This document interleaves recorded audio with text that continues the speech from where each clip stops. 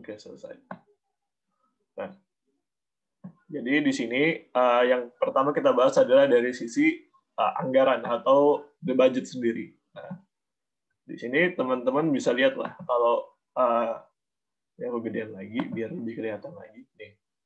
Ini di sini cuma ada contohnya tahun 2019 sama 2020 ya. Dan diambil contohnya juga di sini ada APBN. Ini APBN, ini kayak penjelasan singkatnya aja dari APBN.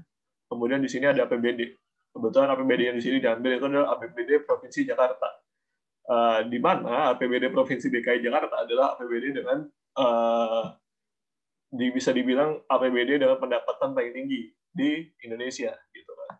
Jadi apakah contoh ini sebenarnya mencontohkan yang nggak tahu sebenarnya aku nggak tahu Pak Eko sebenarnya tujuannya apa di sini, tapi kalau aku lihat ya udah ini cuma berbandingan yang sebenarnya nggak terlalu jauh beda gitu. Karena toh ini juga pemerintah pusat yang ada di DKI Jakarta, sementara Pemprovnya DKI Jakarta gitu kan sebagai pusat perindustrian. Kalau teman-teman lihat di sini, ini tahun 2019, nanti di bawah ada 2020, teman-teman bisa lihat seperti biasa ya, kalau anggaran kita tuh sebenarnya penganutnya adalah menganut defisit, anggaran defisit. Sudah lama banget. Kalau teman-teman ingat dulu, mata pelajaran pengelolaan keuangan negara, kayaknya itu deh, pengelolaan keuangan negara. Anggaran kita tuh sebenarnya dulu pernah di tahun-tahun Orde Baru, kita pernah menerapkan sistem surplus. Tapi surplus itu tuh surplus yang agak-agak sebenarnya, karena ada banyak pendapatan yang sebenarnya pendapatan yang nggak harusnya masuk sebagai pendapatan. Kayak misalnya pendapatan-pendapatan yang sifatnya dari pinjaman. Aku lupa deh namanya apa. Pokoknya ada pendapatan yang sebenarnya dari pinjaman, tapi yang sebenarnya merupakan pendanaan, tapi dia masuknya ke bagian pendapatan. Nah, sehingga kelihatannya itu pendapatan kita surplus, tapi sebenarnya pada saat itu sudah defisit sebenarnya. Nah, tapi postur anggaran ini diperbaikin setelah Orde Baru dan dengan sistematika yang terus meningkat sampai sekarang ya dari dulu aku rasa kita sudah menganut prinsip defisit ini gitu. Nah, di sini kan kelihatan pendapatan negara tuh pasti selalu lebih kecil daripada belanja negara. Itu kayaknya sudah jadi hal yang biasa lah gitu. Nah, di sini bisa teman-teman lihat postur paling besar adalah penerimaan perpajakan ya. Ya wajar karena memang harusnya seperti itu gitu karena penerimaan perpajakan yang jadi paling besar gitu. Nah, di sini ya selisihnya dikasihkan ke pembiayaan anggaran, teman-teman masih ya pasti tahu lah karena kalau selisihnya ini masuk pembiayaan kan, jadi defisit gitu. Nah, baru kayak mana dengan sisi dari APBD Jakarta. APBD Jakarta ini salah tahun seperti ini kayaknya tahun 2017. Dia cuma mungkin nggak dapat. Kalau di sini tahun 2017 kebetulan defisit kelihatannya ya, memang defisit 63,61 dan 62,46. Tapi teman-teman bisa lihat di sini ada PAD dan ada dana perimbangan. Nanti yang kita bakal bahas di sini ada PAD dan dana perimbangan. Kebetulan kalau di daerah-daerah seperti DKI Jakarta, kita ini yang aku bilang sebenarnya, nanti kita bakal bahas juga. Kalau teman-teman lihat di sini, PAD dari DKI Jakarta, ini PAD ini, dengan dana perimbangan, lebih besar PAD-nya. Oh, bagus dong berarti, karena berarti kalau misalnya PAD-nya lebih gede, berarti daerahnya lebih mandiri istilahnya. Ingat, kita menganut asas namanya otonomi daerah. Asas otonomi daerah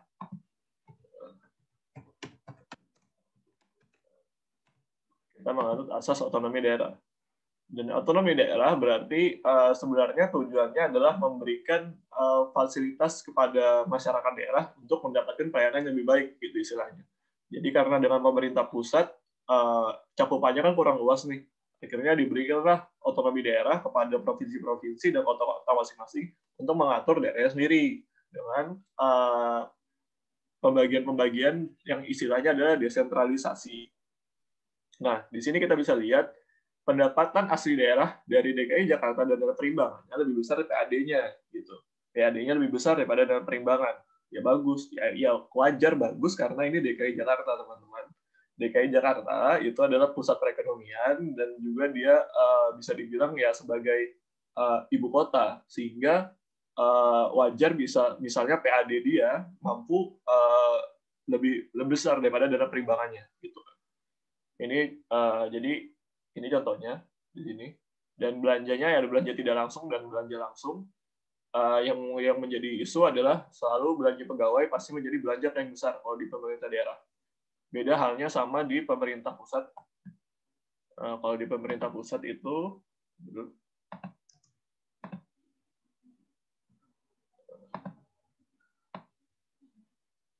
nggak bisa dihapus ya ini. Nah, kalau di pemerintah pusat itu belanjanya nggak ada dibagi. Oh, dari tahu. Pemerintah pusat itu yang kita tahu belanja paling besarnya itu belanja modal malahan, belanja modal. Belanja modal dibandingkan dengan belanja pegawai. Nah, kalau di pemerintah daerah seperti biasanya belanja pegawai itu pasti paling besar cakupannya dibandingkan belanja lain. Sebenarnya itu juga menjadi isu gitu. Kenapa sih belanja pegawai selalu lebih gede? Tapi kan di sisi lain kita sebagai calon-calon pegawai pasti juga ya nggak apa-apa lah gitu. Ya, tapi untuk dari sisi kita kalau misalnya di luar pemerintahan belum harusnya ada seperti itu gitu. Nah, kita lanjut di poster anggarannya di tahun 2020 yang paling baru. Ya sama seperti biasa, anggaran kita juga negatif.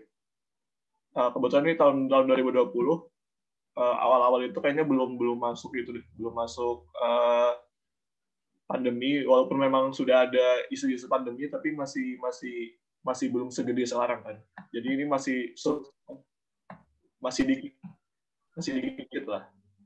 Nah, jadi kita bisa lihat di sini masih ada defisit sebenarnya, defisit di kisaran 300-an triliun, kemudian didanai oleh belanja-belanja. Kalau teman-teman bisa lihat di sini, TKDD itu, atau kalau dulu namanya transfer dari pemerintah pusat, posturnya 50% dari belanja negara. Jadi belanja negara itu 2.540 triliun. Dari itu ada pembagian kisaran 800-an itu hampir 30%-an. 30% dari transfer ke daerah itu dari belanja negara itu dimasukkan ke TKDD. Terus meningkat sebenarnya kalau teman-teman lihat TKDD kita tuh tiap tahun tuh terus meningkat. Apakah ini positif, apakah ini negatif, tergantung. Positifnya kalau misalnya TKDD kita naik, berarti ada kepercayaan dari pemerintah pusat bahwa daerah mampu mengelola keuangannya sendiri, sehingga dia memberikan TKDD yang lebih baik untuk mengelola keuangan daerahnya. Itu sisi positif yang bisa kita lihat. Sisi negatifnya adalah, ingat tadi pembagian dari antara belanja dan pendapatan, pembagian dari pendapatan itu ada namanya PAD dan ada dana perimbangan. Kalau di APBD, PAD itu duit dari daerah itu sendiri yang pusat nggak punya kuasa atas uang itu. Sementara dana perimbangan itu adalah dana jajannya dari pemerintah pusat. Berarti kalau misalnya memang dana jajan itu semakin meningkat tiap tahun, kita bisa juga mengambil kesimpulan bahwa sebenarnya daerah ini masih butuh banget gitu sama pusat gitu untuk dapat kucuran dana untuk mengelola daerahnya, dia masih perlu dana dari pusat. Ini yang bakal kita bahas nanti. Kalau teman-teman bisa lihat di sini, lihat ini keadaannya sekarang malah di 2020 itu surplus gitu loh, surplus 451 juta. Padahal sebenarnya surplus itu boleh, tapi kalau yang dibolehkan itu adalah sisa-sisa kas. Sisa kas di dalam yang sering terjadi di daerah itu adalah keadaannya di mana anggarannya surplus. Kalau di daerah ya, anggarannya surplus, terus habis itu dia biasanya ada silpa, terus ada sisa kas.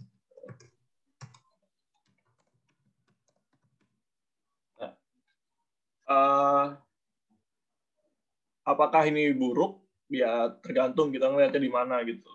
Sebenarnya prinsip-prinsipnya adalah kita tuh base-nya untuk pemerintahan sama base-nya untuk perusahaan itu kan beda. Kalau misalnya pemerintahan yang perusahaan itu memang mau profit oriented, dia memang mau nyari untung dari adanya kegiatan usaha mereka gitu loh. Tapi kalau misalnya dari pemerintahan itu sebenarnya nggak ada prinsip profit oriented di dalamnya.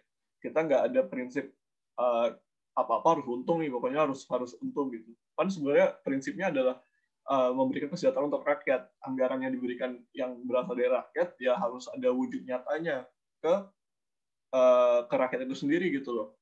Kan dari rakyat, oleh rakyat dan untuk rakyat gitu kan. Nah tapi dengan adanya hal-hal ini bisa menjadi pertanda lah bahwa sebenarnya dana-dana itu pengelolaannya masih kurang baik, sehingga masih ada silpa, surplus masih ada, sisa kas juga masih ada. Itu kan berarti sebenarnya anggaran ini nih pengelolaannya masih bingung gitu loh mau kemana. Ini yang masih menjadi isu di laporan keuangan daerah nanti. Kita lanjut. Ini ada, nah ini pembagiannya. Jadi ini ada pembagian dari 2020 hampir sama. Ini mulai meningkat malah di kisaran 26% itu dana perimbangan, ada PAD juga, walaupun memang PAD dari DKI itu masih lebih tinggi ya dibandingkan dengan dana perimbangannya. Tapi kalau teman-teman mungkin penasaran pengen cari daerahnya, bisa cari-cari daerah kalian itu sebenarnya daerah-daerah yang sebenarnya mandiri atau enggak sih gitu. Nah, itu kalian bisa lihat dari PAD-nya, seberapa besar ketergantungan dia sama pemerintah pusat. Ini ada belanja langsung sama belanja tidak langsung dan pembiayaannya. Kebetulan dia nutup di surplus. Oke, kita lanjut. Aku kecilin dulu.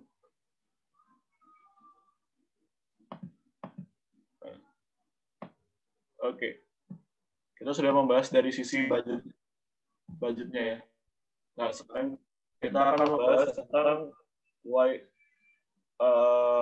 kenapa ini nanti masalah public debt itu nanti aku bakal nyambunginnya sama gini sih, sama defisit ya. Tapi nanti kita skip aja dulu. Selanjutnya kita bakal membahas kan teman-teman tadi sudah lihat anggaran ya sebenarnya. Baru habis itu kenapa defisit gitu kan. Terus habis itu ada pertanyaan gitu. Defisit, terus habis itu gimana caranya untuk mengurangi defisit? Itu kan pertanyaan wajar. Terus habis itu ada yang jawab, ya udah, kenapa kita nggak ningkatin aja pajak negara gitu? Kita ningkatin penerimaan negara kita lewat pajak. Naikin aja tarif pajaknya biar pajak kita semakin banyak gitu kan, dan kita nggak harus defisit lagi gitu. Nah, ini menjadi hal yang wajar karena kalau kita lihat sesuatu lebih besar pasak daripada tiang, teman-teman bisa lihat pendapatan sama belanja lebih besar belanjanya, maka kita tuh harus mencari pendapatan lain gitu istilahnya. Nah, baru daripada kita minjem duit, mending kita gedein dari penerimaan kita sendiri gitu. Ya udah gedein aja pajaknya atau naikin tarifnya atau naikin penerimaannya gitu kan.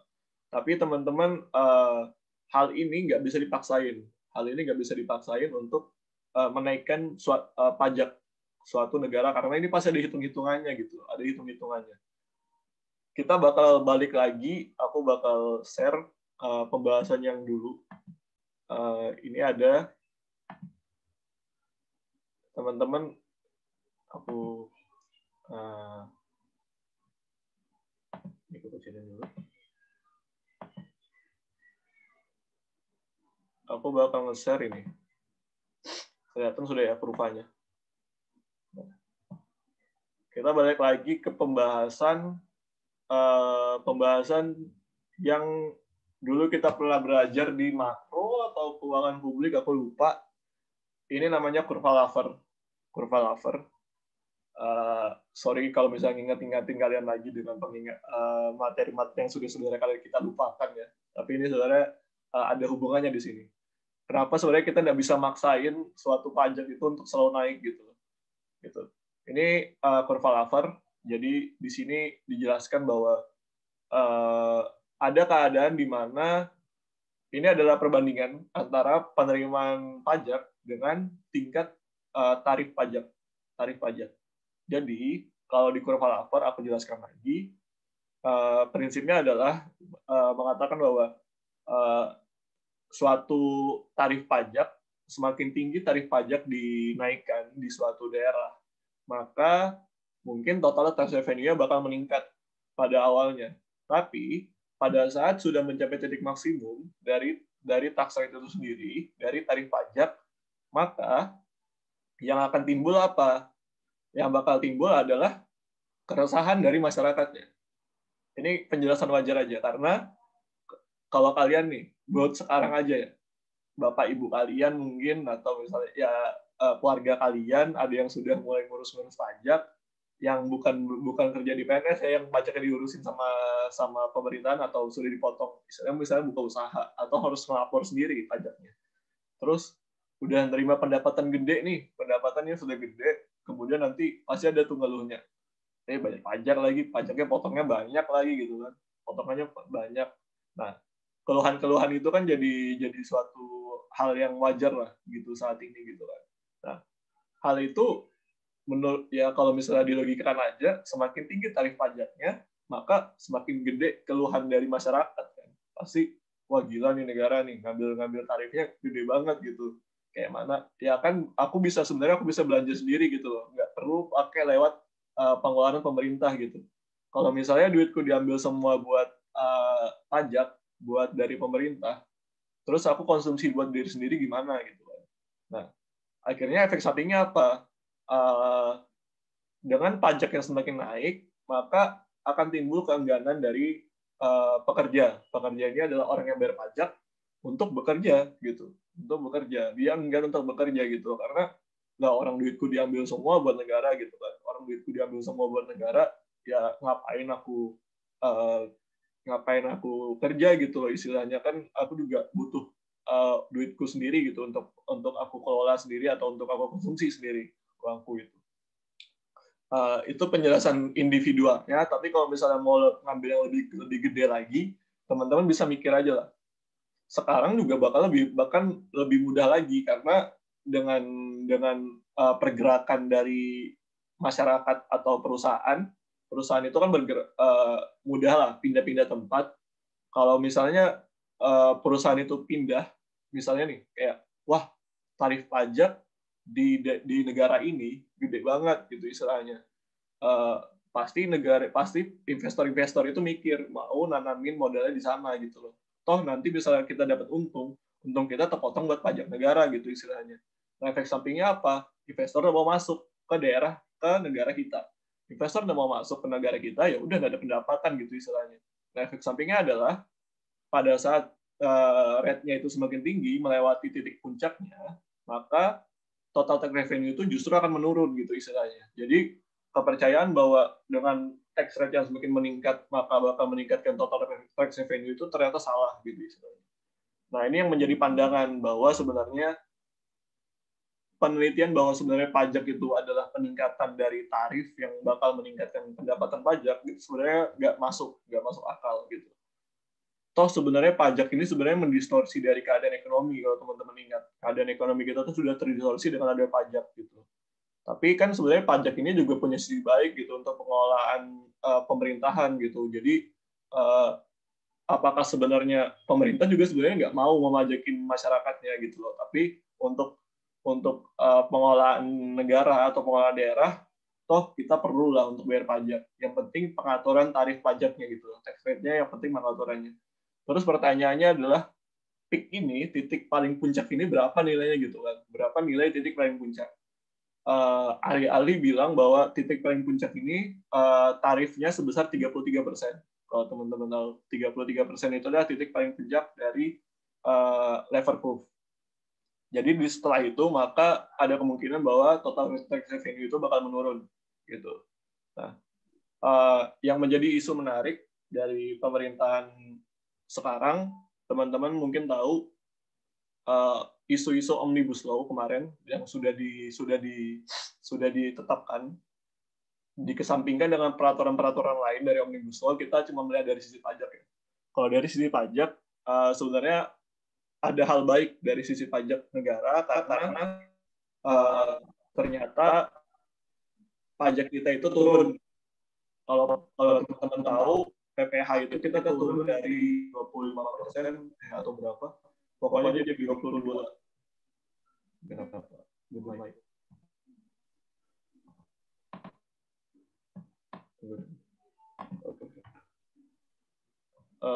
Jadi pajak kita tuh turun dari 25 sampai kisaran 22% atau berapa gitu. Kalau teman-teman bisa cek lah. Pokoknya tarif pajak kita tuh turun. Nah, sebenarnya apa tujuan pemerintah menurunkan tarif pajak ini kan? Sebenarnya tujuan pemerintah itu menurunkan tarif pajak ini apa? Nah, ya dari kurva Laffer ini kita berangkat sebenarnya. Kurva Laffer ini menjelaskan bahwa dengan penurunan tarif pajak, maka mungkin pada jangka pendek, mungkin penerimaan pajak kita bakal menurun. Penerimaan pajak kita bakal menurun gitu istilahnya. Karena ya penurunan tarif ini kan berarti menunjukkan bahwa tarif kita sebenarnya penerimaan kita bakal semakin kecil kan gitu loh. Kalau misalnya orang-orangnya masih sama aja yang kita pajakin gitu kan. Tapi kalau di jangka panjangin, diambil lebih panjang lagi, kurva dengan penurunan tarif pajak, efek sampingnya adalah investasi bakal masuk ke negara kita. Investor-investor bakal masuk ke negara kita karena negara kita mengurangi biaya-biaya investasi, istilahnya biaya investasinya berkurang, maka itu bakal menarik investor. Semakin banyak orang-orang yang invest di negara kita, maka semakin banyak penerimaan negara, semakin banyak penerimaan. Nah, itu yang dicari oleh pemerintahan kita lewat pengelolaan tarif pajak yang lebih kecil gitu istilahnya. Oke, aku kembalikan lagi ke PDF Paiko. Nah, oke, jadi masalah why we can boost the tax revenue ini masih jadi jawabannya itu ya. Kita nggak bisa menaikkan tarif pajak. Dari sisi lain gimana? Ya udah turunin aja tarifnya, atau sisi lain teman-teman kita bisa dengan yaitu pengelolaan pajak lebih baik, terus habis itu lebih simpel, birokrasinya lebih simpel supaya masyarakat itu pengen bayar pajak ke negara, nggak terlalu kesusahan gitu. Toh yang sering aku lihat-lihat anak-anak stan lebih sering ngitungin apa pendapatan kena pajak dari orang tuanya ya. Jadi edukasi ini yang harus diberikan kepada masyarakat supaya kita tuh nggak ketiban tugas-tugas dari orang tua kita, tapi orang tua kita sendiri yang sebenarnya bisa menghitung sendiri berapa sebenarnya PKP-nya, terus berapa sebenarnya PTKP-nya gitu. Yang jadi lebih isu penting ya buat dibahas, bukan selain dengan menurunkan tarif pajak kita sebenarnya juga. Nah, pertanyaan selanjutnya adalah kenapa sih kita nggak ya udah kita kurangin aja gitu loh belanja negara kita gitu kan pilihannya dua, kalian mau ningkatin pendapatan atau kalian mau nurunin belanja kalian gitu istilahnya. Nah, ini yang jadi jawabannya adalah kalau kita nurunin belanja dari belanja negara istilahnya, lihat lagi komposisi dari belanja negara kita. Toh belanja negara kita itu sebenarnya kebijakan kita pada umumnya tuh kebijakan ekspansif teman-teman. Ada aku tulis lagi namanya. Kita tuh menganut namanya kebijakan ekspansif.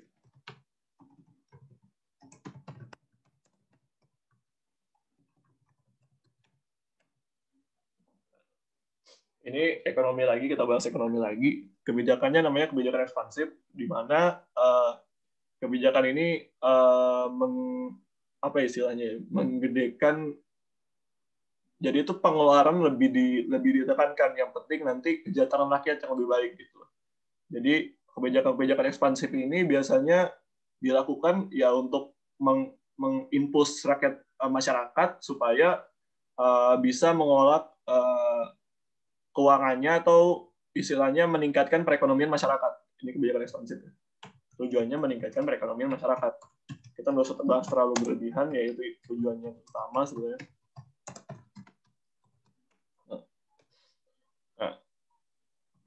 Nah baru ya.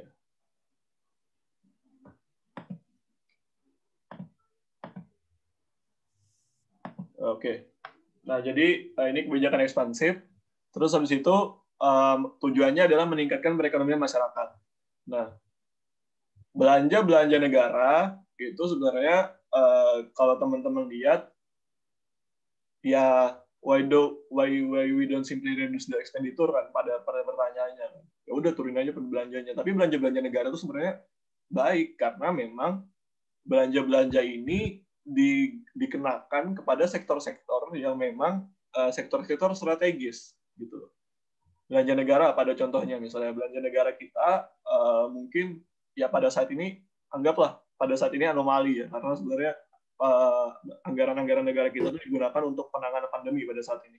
Tapi kalau misalnya sebelum-sebelumnya belanja negara kita itu sebenarnya untuk sektor yang strategis, misalnya sektor-sektor kemarin itu pembangunan, misalnya pembangunan belanja modal kita gede banget gitu kan, belanja modal kita gede banget. Kenapa sih perlu belanja modal gede banget? Ya teman-teman bisa ya kita dari stand kita ngerti lah bahwa sebenarnya belanja yang gede ini sebenarnya ya untuk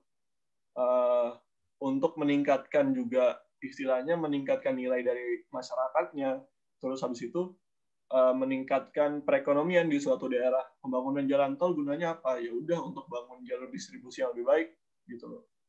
Bandara gunanya, pelabuhannya gunanya apa? Ya udah supaya kapal-kapal dari negara-negara asing itu bisa masuk ke Indonesia. Bisa kita dapat PNBP dari dana ya gitu kan. Nah, itu yang harusnya dipikirkan gitu loh. Nah, dan belanja ini sebenarnya pasti sudah dipikirin lah istilahnya, sudah dipikirin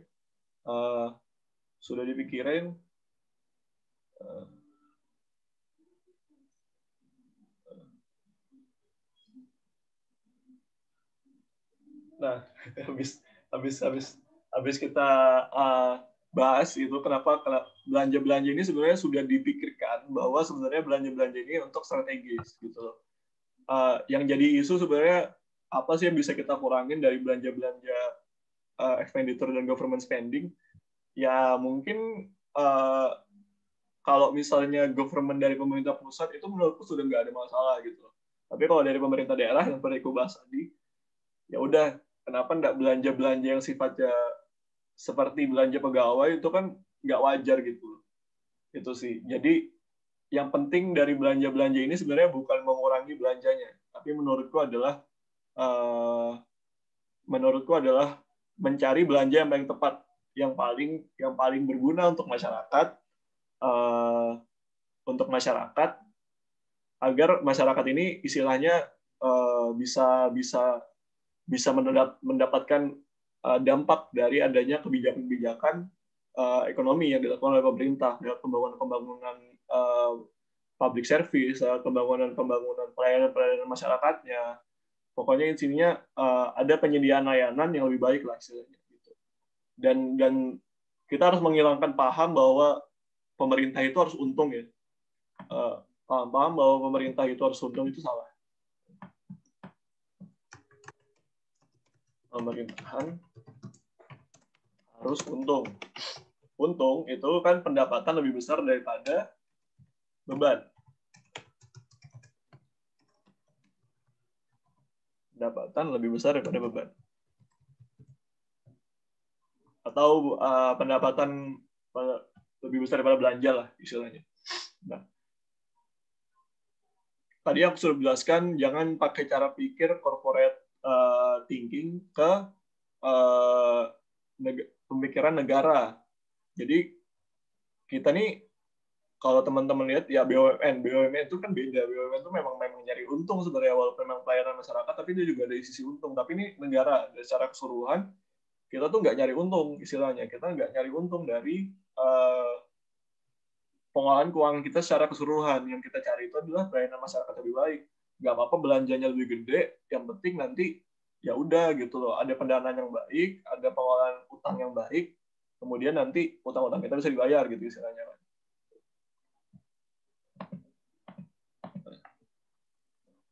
Lanjut, kita pertanyaannya adalah why we always committed to make deficit budget. Kenapa pemerintahan kita itu menerapkan deficit budget gitu istilahnya? Kenapa pengen banget gitu? Maksudnya ya dari dulu nggak ada rencana lain buat mengubah anggaran itu jadi surplus kayak atau anggaran berimbang gitu kan. Istilahnya anggaran berimbang itu kenapa nggak ada diubah gitu kan. Nah, ini jawabannya adalah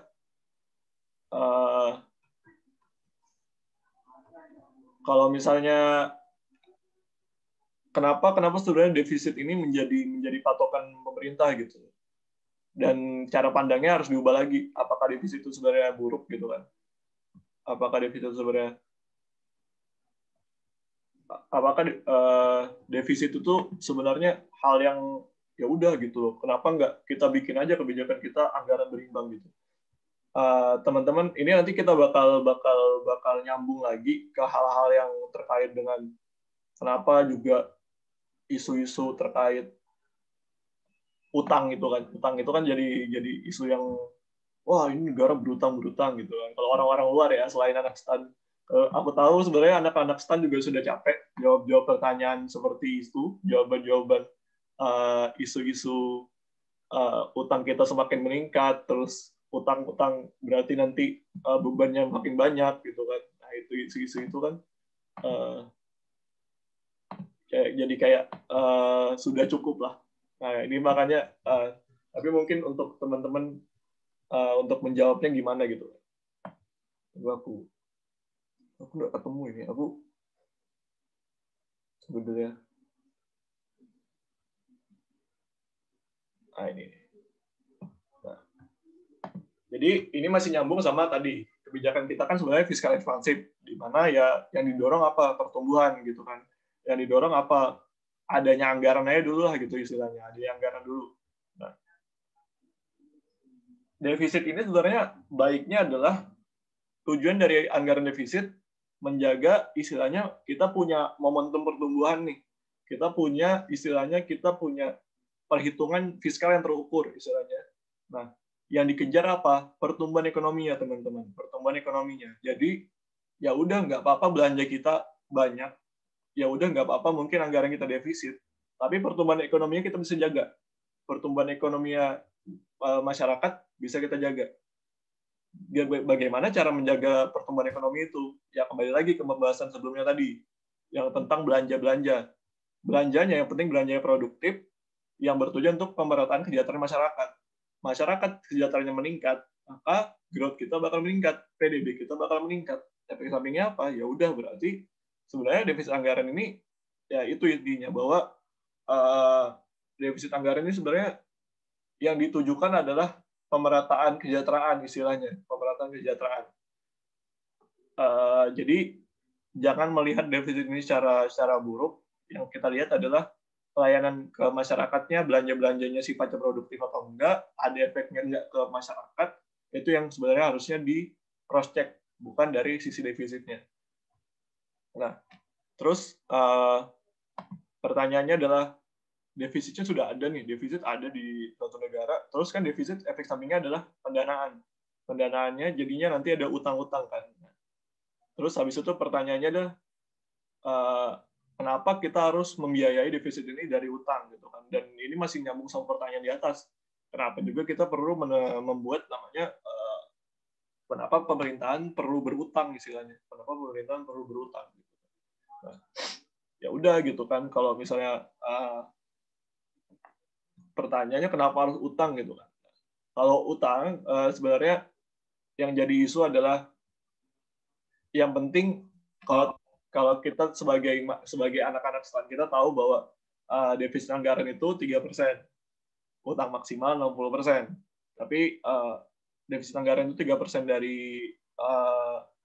dari PDB, kemudian defisit anggaran itu 3%, terus utang itu 60% dari PDB. Pengecualian di masa pandemi ini ya.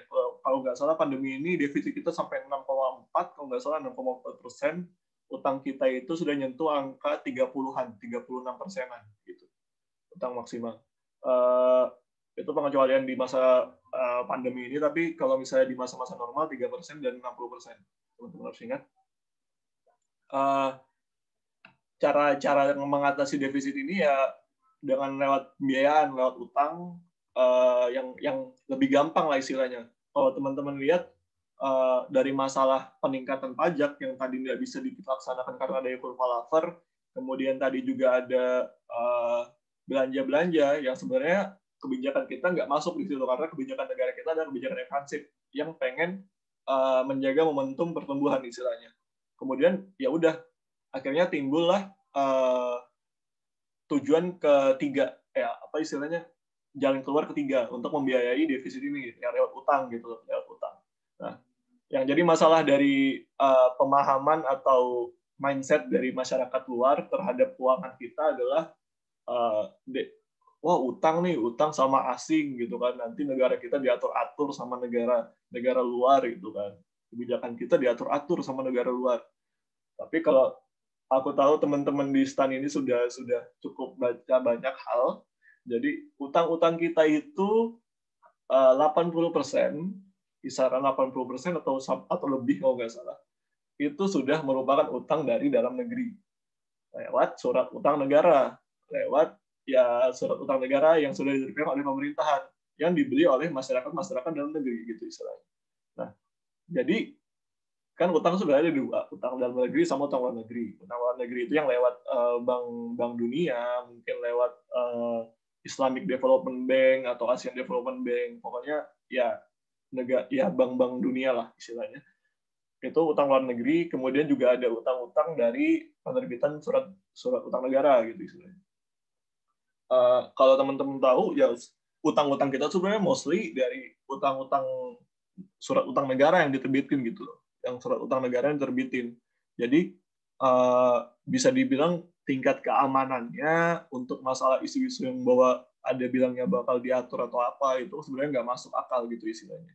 Nah, yang jadi perhatian adalah dengan adanya utang pemerintah ini yang bagus adalah terutama di masa pandemi ini ya. Di masa pandemi ini yang jadi isu juga negara kita berutang gitu kan. Negara kita semakin berutang karena memang menjadi isu dunia juga teman-teman.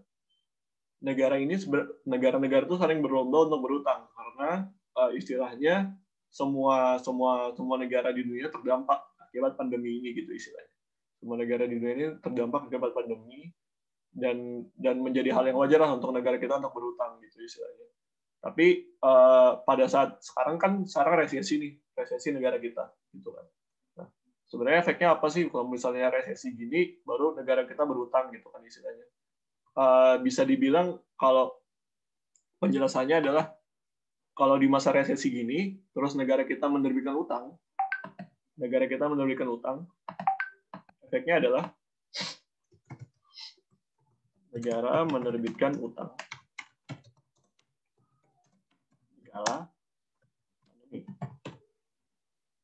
Mungkin ya kalau misalnya utang ke luar negeri itu menjadi kebijakan yang harus diambil. Kalau utang luar negeri mau nggak mau sebenarnya. Ya. Kalau luar negeri itu sifatnya mau nggak mau karena memang sebenarnya ya sisi lain kita juga perlu untuk penanganan negara, perlu untuk penanganan COVID ini secepat mungkin sehingga kita perlu melakukan utang luar negeri sebenarnya gitu.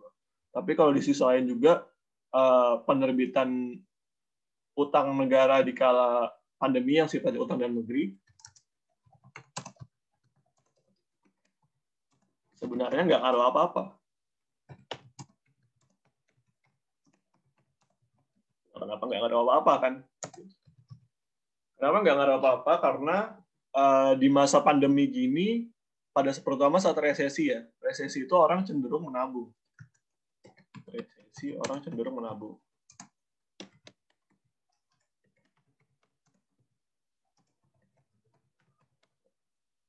Di masa gini resesi orang cenderung menabung dibandingkan dengan menggunakan uangnya untuk untuk diinvestasikan lah istilahnya. Orang cenderung menabung dan pada umumnya orang ingin menabung di suatu tempat yang aman gitu kan, di suatu tempat yang aman. Nah, akhirnya dengan penerbitan obligasi pemerintah atau penerbitan ya istilahnya surat utang pemerintah itu malah menjadi kesempatan lah dari pemerintah pusat istilahnya untuk mendapatkan pundi-pundi uang gitu, karena memang orang-orang tuh cenderung saving money dibandingkan dengan spending money pada saat pandemi gini gitu. Jadi yang paling penting adalah sebenarnya apakah utang dalam negeri masa pandemi ini sebenarnya baik? Ya baik, karena nggak ada efeknya sama sekali terhadap perekonomian gitu. Karena semua orang tuh lebih memilih untuk menyimpan duitnya dibandingkan dengan investasi. Tapi ya memang resesi itu apakah baik? Ya sebenarnya resesi nggak baik. Teman-teman mungkin tahu resesi efek sampingnya adalah karena orang-orang menyimpan duitnya, orang-orang lebih cenderung menyimpan duit dibandingkan menginvestasikan dalam perekonomian. Efek sampingnya apa? Ya perekonomiannya berarti perekonomiannya menurun. Perekonomian menurun berarti tidak ada uang yang masuk untuk dikelola, tidak ada pendapatan berkurang. Efek sampingnya adalah ya pengurangan pekerjaan yang akhirnya ya timbullah di masa-masa pandemi ini banyak orang-orang yang dirumahkan istilahnya. Dirumahkan bukan karena pandeminya sendiri, bukan untuk WFH, tapi karena memang dirumahkan lah istilahnya. Oke, itu kita sudah membahas background-nya dari isu ini. Gila, lama banget aku bahas background aja. Jadi kita bakal bahas selanjutnya adalah tujuan dari kita ngelakuin analisis laporan keuangan daerah. Kenapa kita perlu melakukan analisis laporan keuangan daerah dan apa sih aja manfaat dari analisis laporan keuangan daerah itu sendiri. Nah, ini tujuannya ada 5. Tujuan ada akuntabilitas, ada manajemen, ada transparansi, ada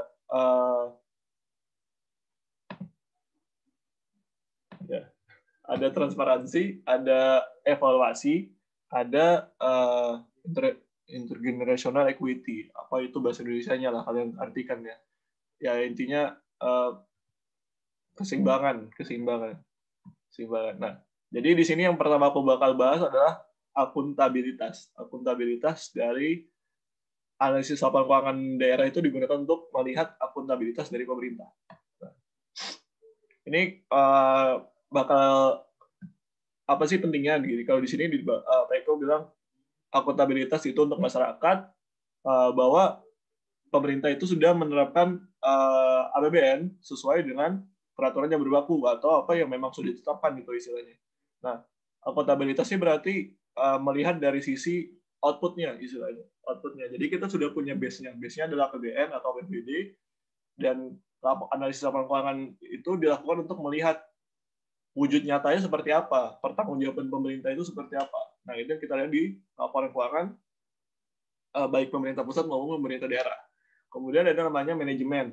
Nah, manajemen itu adalah yaitu manajemen berarti menilai atau menganalisis performa dari pemerintah yang nantinya bakal diterapkan ke program-program ke depannya gitu. Nah, jadi manajemen ini ya kita sebagai istilahnya manajer lah untuk melihat gimana sih kinerja pengelolaan keuangan pemerintah. Oh, PAD-nya di daerahku kayaknya masih kecil nih gitu. PAD di daerahku masih kecil nih. Mungkin untuk kebijakan selanjutnya yang bakal dibuat, ini aku bisa kasih saran gitu istilahnya. Nah, itu gunanya manajemen atau analisis laporan keuangan itu dilakukan untuk manajemen pemerintah gitu istilahnya. Nah, selanjutnya adalah transparansi. Transparansi ini apa? Bedanya sama akuntabilitas ya. Ya kalau transparansi itu kita tahu duit kita tuh diapain sama negara. Kita tahu duit kita tuh diapain sama negara atau uang-uang yang sebenarnya sudah kita masukin dalam wujud pajak daerah, pajak negara itu dikemanain sih itu istilahnya. Aku kemarin kayaknya aku bahas di kelas gitu kan. Aku bahas di kelas masalah akuntabilitas sama transparansi. Kalau di pemerintah pusat oke lah, mungkin ada portal-portal yang nyediain bahwa informasi-informasi terkait transparansi dana, akuntabilitas itu jelas. Tapi kalau di pemerintah daerah, dulu aku pernah lihat berita di masa pemerintahan yang lalu dari DKI Jakarta itu mereka punya portal terkait masalah pengelolaan anggaran sampai nanti pembentukan pelaksanaan pengelolaan output sampai nanti ada outcome-nya, ada manfaat masyarakatnya, itu disampaikan dalam suatu portal di web gitu kan, di web. Nah, itu supaya masyarakatnya tahu, oh ini loh uangku dipakai seperti ini, untuk ini, efek dan pengeluarannya output-nya seperti ini gitu loh. Nah, itu namanya transparansi dan akuntabilitas. Tapi pada umumnya sekarang di pemerintahan daerah jarang lah kita lihat Mungkin teman-teman bisa cross-check aja daerah kalian sendiri, apakah ada portal yang memperlihatkan bahwa apa saja sih yang sudah dilakukan oleh pemerintah kalian. Yang paling sering sih kalau kita isi isu dari analisis laporan pemerintah daerah tuh, tahu-tahu ada gedung, tahu-tahu ada pembangunan, terus habis dibangun sudah nggak dipakai lagi gedungnya. Itu kan yang sering terjadi ya. Itu yang jadi isu-isu lah. Kalau di daerahku ya, kalau di daerah kalian tidak tahu. Tapi sih kalau di daerahku seperti itu. Padahal pendapatan di daerahku sendiri bisa dibilang gede, karena memang aku dari Kalimantan Timur, jadi di Kalimantan Timur ya pertambangannya bisa dibilang cukup besar lah dibandingkan daerah lain, dan bisa dibilang kemakmuran dari PNS-nya sendiri bisa bersaing dengan daerah-daerah di Jawa. Jadi untuk teman-teman yang ingin penempatan di daerah Kalimantan Timur, dipersilahkan. Tapi saya tidak. Oke, kita lanjut ke Jawaan mungkin. Nah, ini intinya kalau transparansi itu kita pengen lihat gitu loh. Dana-dananya itu digunakan untuk apa? Ada nggak sih income yang sebenarnya bisa jadi istilahnya bisa kita keruk untuk menambah penerimaan negara kita itu istilahnya, atau penerimaan daerah. Intergenerational equity ini terkait dengan utang. Jadi ya istilahnya utang ini kan bakal menjadi beban kita juga di masa depan gitu. Utang ini kan bakal menjadi beban kita di masa depan, karena utang itu kan pada umumnya sifatnya tenor, dan kita tiap periode bakal bayar, selain bayar pokok, kita juga bakal bayar bunga di istilahnya. Nah, ini yang menjadi isu sebenarnya, bagaimana pengelolaan utang pemerintahan untuk istilahnya menjagalah keseimbangan antar generasi. Jangan sampai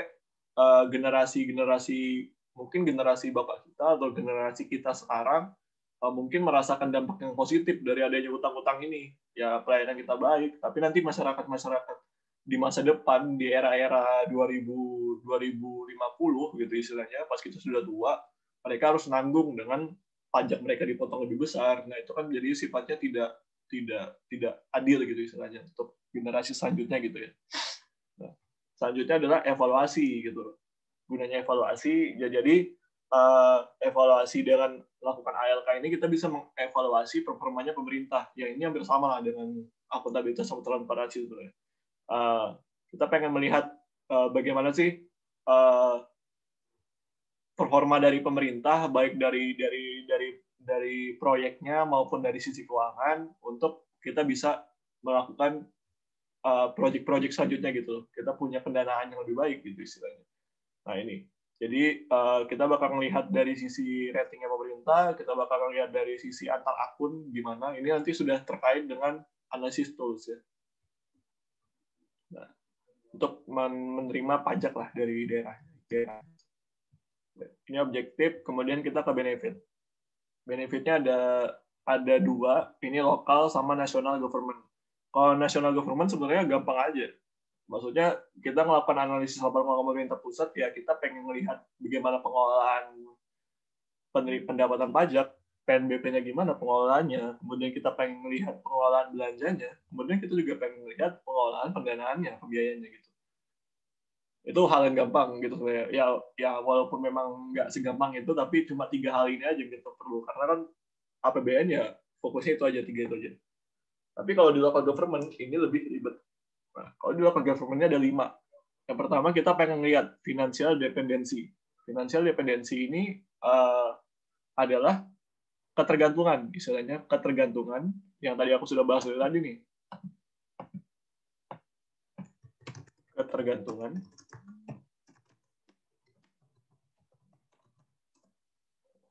daerah. Ini ketergantungan daerah, kemanjaan daerah gitu, kemanjaan daerah sama pusat gitu istilahnya. Jadi nggak bisa lah daerah kita tuh berdiri di atas kaki sendiri tuh nggak bisa gitu istilahnya. Nah, ini yang bakal kita nilai sebenarnya. Nanti kita bakal pakai hitung-hitungan, kita bakal lihat sisi independen, ada kayaknya rumus terkait independensi dari daerah, itu ada rumusnya, nanti kita bakal ukur. Ini yang terkait juga nanti dengan perbandingan PAD versus dana perimbangan. Nanti kita bakal bahas ini. Enggak, aku udah bahas. Tapi nanti bakal dibahas nanti ya. PAD versus dana perimbangan. Seberapa besar kemampuan pemerintah untuk mendanai keuangannya sendiri, pemerintah daerah. Ini yang bakal bahas. Kemudian selanjutnya adalah mengukur efektivitas dan efisiensi dari pemerintah daerah dalam merealisasikan pendapatan daerahnya, gitu kan. Jadi kan PAD itu mungkin disusun dalam APBD, masih perencanaan, dan efek sampingnya ada realisasinya seperti apa. Nah, itu nanti kita bakal ukur juga. Kita bakal lihat realisasi dari PAD yang diukur itu sebagaimana gitu. Maksudnya, dia punya rencana bakal dapat mungkin pendapatan pajak daerahnya, mungkin dia bakal dapat 1,5 triliun, ternyata cuma dapat 3 triliun. Nah, itu kan nanti kita bakal analisis tuh, sebenarnya ini baik nggak sih gitu kan. Maksudnya, dia punya rencana 4 triliun, tapi cuma terrealisasi 3 triliun. Kenapa gitu. Nah, selanjutnya adalah mengukur perbandingan antara pengeluaran daerah dengan pendapatan daerah gitu. Nah, ini wajar ya. Kita bakal mengukur antara perbandingan dari belanja daerah kita dengan pendapatan daerah. Sebenarnya kembali lagi ke poin pertama, seberapa besar belanja daerah itu dibiayai sama pendapatan daerah, asli daerah, itu istilahnya ya. Seberapa besar belanja daerah itu dibiayai sama pendapatan asli daerahnya, gitu istilahnya. Selanjutnya adalah measure analyzing the contribution of its source of income. Jadi kita bakal mengukur juga dari pendapatan daerah secara keseluruhan, PAD secara keseluruhan, apa sih yang paling besar kontribusinya ke PAD itu sendiri gitu loh. Yang paling besar itu apa? PAD. Oh, mungkin pajak daerah. Ya, pajak daerah dari mana? Dari sisi mana? Nah, itu kita bakal ukur. Kemudian nanti kita bakal juga mengukur growth in revenue and expense. Jadi kita bakal mengukur pendapatan dan belanja daerah pada setiap masa waktu. Nanti kita bakal pakai namanya analisis horizontal atau analisis vertikal. Itu nanti tergantung aja kita pakainya yang mana. Ya. Oke. Saya cepet aja. Jadi, oh ya tadi aku ada lupa sedikit. Ini perlu dibahas nggak ya? Jadi di sini ada sebenarnya background satu lagi, dia agak ke bawah sedikit jadi kelewat. Jadi kayaknya sudah kebahas dari tadi juga kenapa pemerintahan kita tuh masih tergantung banget istilahnya sama pemerintah pusat, padahal sebenarnya otonomi daerah tuh sudah dari tahun 98 sudah diterapin gitu. 98 sudah diterapin, sudah hampir 20 tahun lebih, malah 20 tahun lebih sudah diterapin, tapi masih aja gitu. Masih aja ada daerah-daerah yang nggak dapat istilahnya masih bergantung banget sama pusat. Nah, ini teman-teman bisa lihat dari gambar sini. Coba teman-teman. Ya. Ini ada perbandingan antara PAD yang paling tinggi dengan PAD yang paling rendah. Ini tahun 2018. Kita bisa lihat di sini Surabaya memegang tempat paling tinggi. Surabaya pegang tempat paling tinggi. Makanya di daerah sana banyak crazy rich. Karena memang PAD mereka paling tinggi. Gitu istilahnya. Ya wajar karena memang di daerah Surabaya mungkin sebagai jalur dagang, di daerah sana ada pelabuhan Tanjung Perak, nggak salah. Tanjung Perak deh kayaknya kalau di Surabaya. Tanjung Perak di sana sebagai pusat jalur kapal. Jadi di sana ya banyaklah kegiatan industri sehingga mungkin PAD mereka jadi gede. Gitu. Ini ada urutannya, ada 10 daerah terbesar. Mostly yang kita bisa ambil kelima daerah ini masih di sekitar Jawa dan Bali. Ya, Jawa dan Bali. Kalau teman-teman lihat. Ya. Ini kita ambil patokan ini ya. PAD mereka paling tinggi 4.973 miliar. 4.973 miliar. 4.973. Bandingkan dengan PAD dari 10 daerah terendah. 10 daerah terendah, ini teman-teman bisa lihat. Jauh banget kan?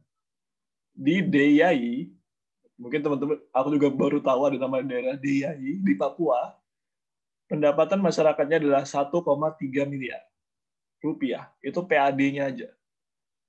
Sementara di Surabaya itu 4.000 gitu. 1,3 miliar di Surabaya nggak dapat rumah gede itu harganya 2M. Sementara di DIY PAD-nya masih nggak sanggup buat beli rumah-rumah gede di Surabaya, gitu istilahnya. Nah ini kan jadi isu gitu loh. Yang jadi isu, kenapa sih sebenarnya desentralisasi atau otonomi daerah ini masih nggak baik gitu istilahnya, masih kurang.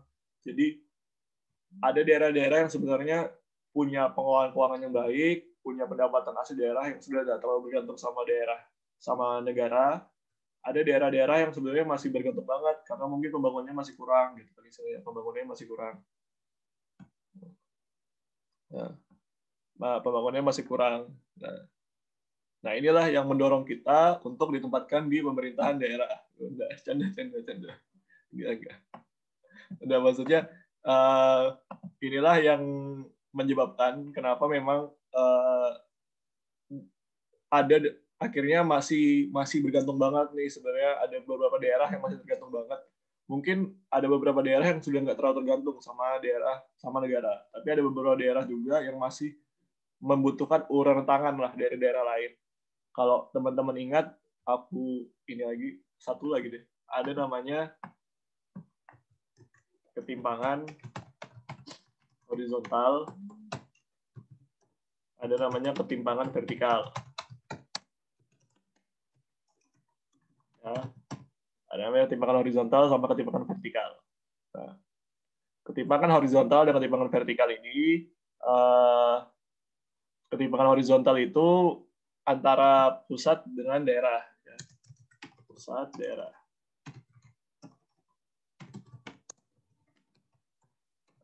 Kalau ketimpangan vertikal itu antar daerah. Sebenarnya pemerintah itu lewat DAU, kalau teman-teman lihat, dana alokasi umum, itu sudah berusaha mengurangi ketimpangan vertikal ini gitu. Ketimpangan antar daerah itu sudah berusaha dikurangin gitu. Lewat dana alokasi umum gitu. Nah, kalau di BH itu untuk ketimpangan vertikal. Ini ketimpangan vertikal ya.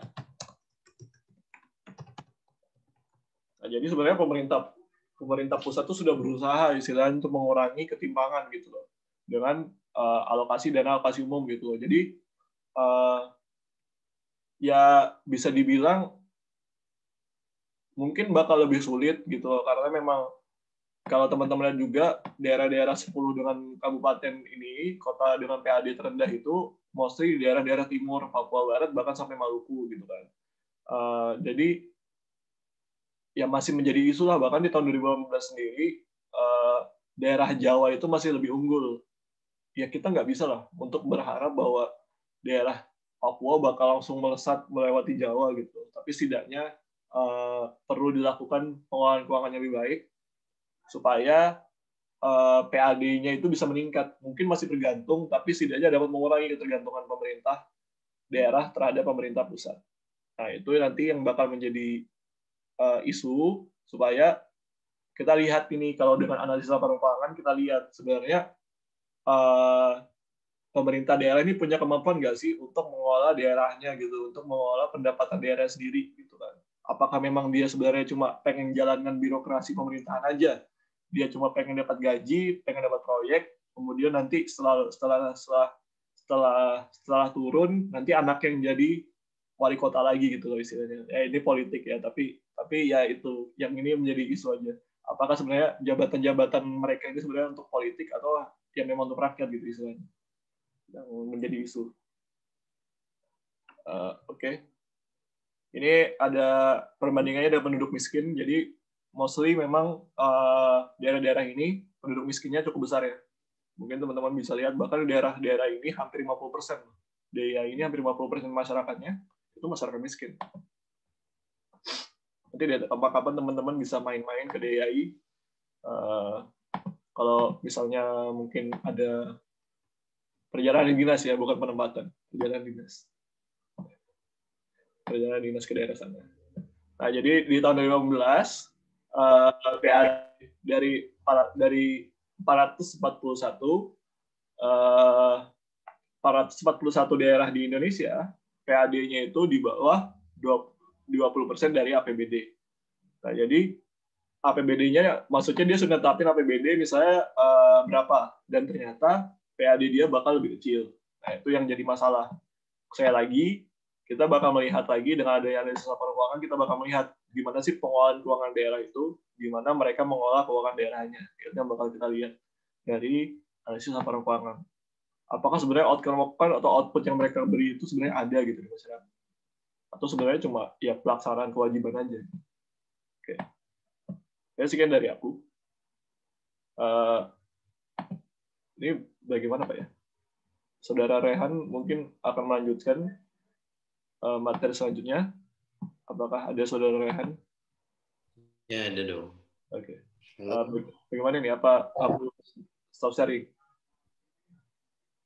Lo ada kerjaan lain nggak? Nggak ada. Jadi tetap sharing gue, yang gue agak buram.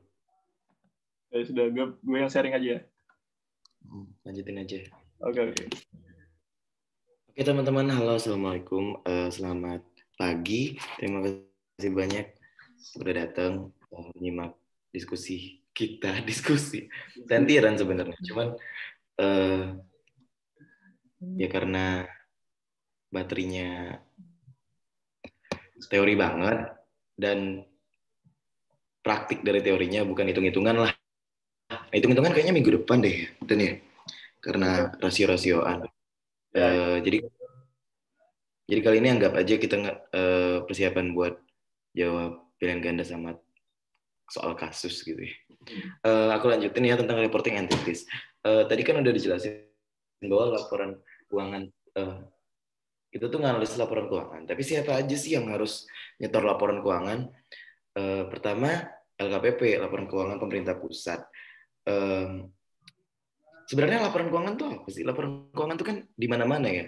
Itu tuh bentuk pertanggungjawaban dari penggunaan finansial selama setahun, baik di pusat maupun baik di pemerintah maupun di swasta. Kalau di swasta ada orang-orang yang ngasih kredit dalam bentuk pinjaman, dalam bentuk hutang usaha segala macam. Terus ada juga orang-orang yang nyertain saham, ekuitas gitu. Nah, tapi kan di pemerintah pusat kita nggak bisa nyetor ekuitas kan, karena kita adalah pemiliknya. Kita adalah pemilik 100% kan dari pemerintah.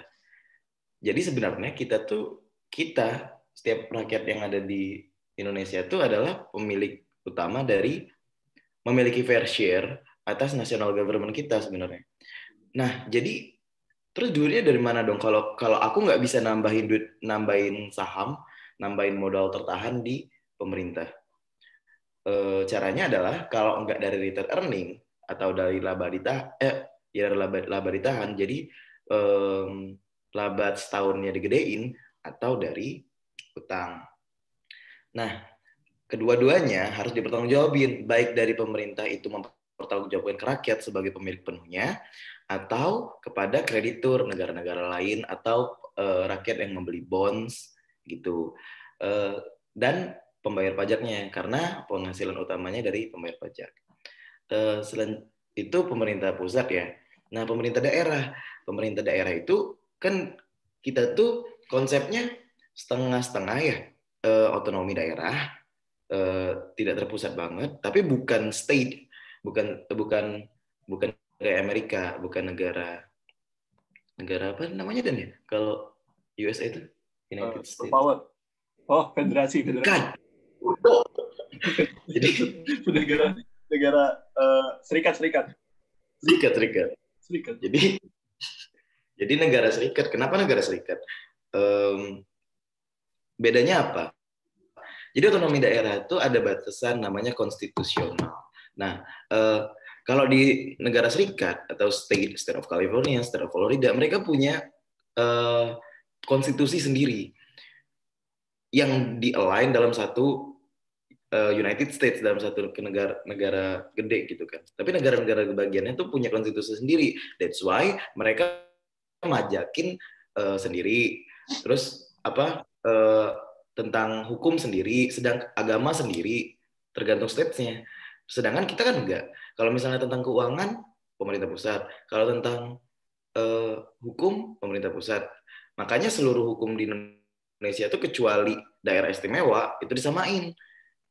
Daerah istimewa Yogyakarta misalnya dipilihnya gubernurnya sultan, tapi kalau yang lain kan enggak. Nah ini juga berlaku di pemerintah daerah. Pemerintah daerah kita tuh cuma dikasih kebebasan untuk menurut mereka karena pada saat revolusi, pada saat UU desentralisasi dekonsentrasi segala macam itu keluar, UU otonomi daerah keluar, itu tuh pikirannya adalah kayaknya mereka lebih ngerti mereka mau belanja apa dan butuh apa gitu daripada pemerintah pusat, karena 32 tahun sebelumnya selama zaman Bapak yang itu tuh yang pernah zaman Kuto itu tuh pemerintahnya sangat terpusat dan terjadi ketimpangan daerah maupun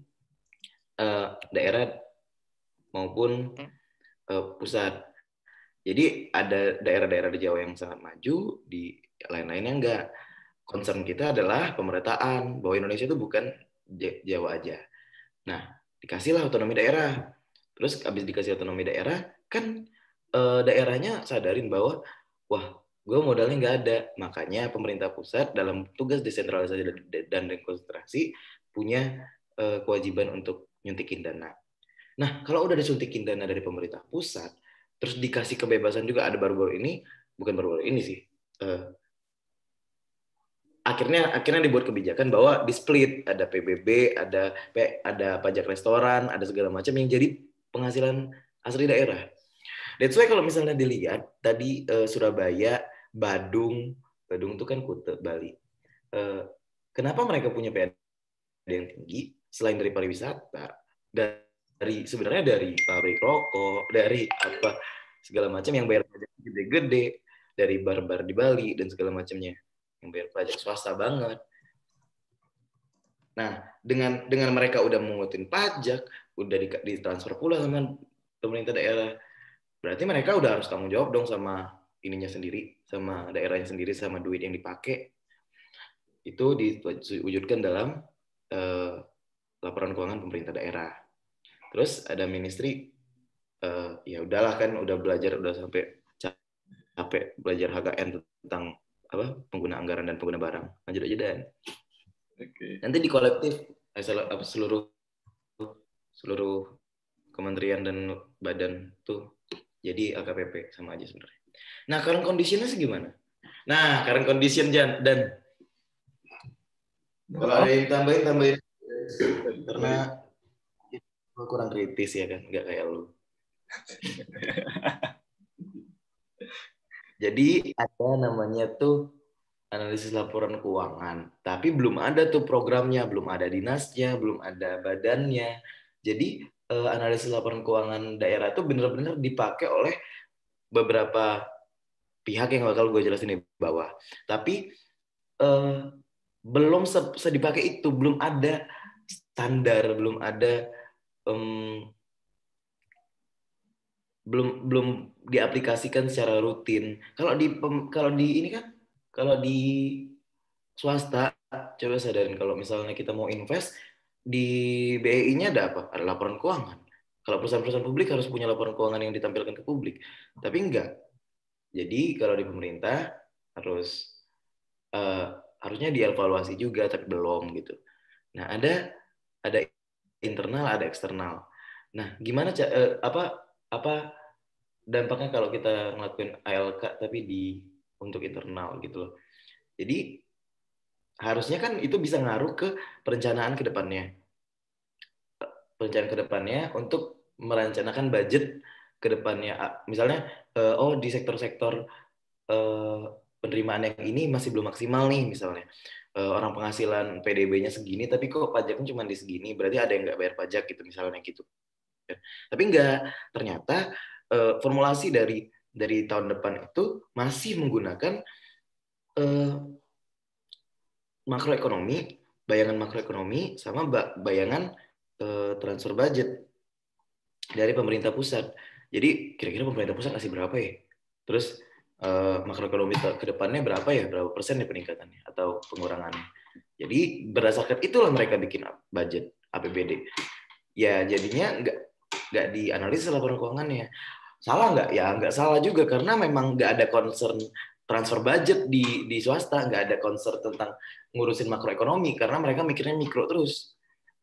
Kecuali udah gede banget deh. Mikirnya mikro terus, mikirnya perusahaan mereka sendiri terus. Jadi ada memang ini tuh harus dipakai, tapi analis ALK bakal sangat membantu untuk menambah pos-pos penerimaan atau mengurangi pengeluaran-pengeluaran yang nggak efektif. Terus mereka tuh mengacunya kepada RPJMN. RPJMN tuh lamanya 5 tahun. Lamanya 5 tahun dan yang nyetir kan presiden.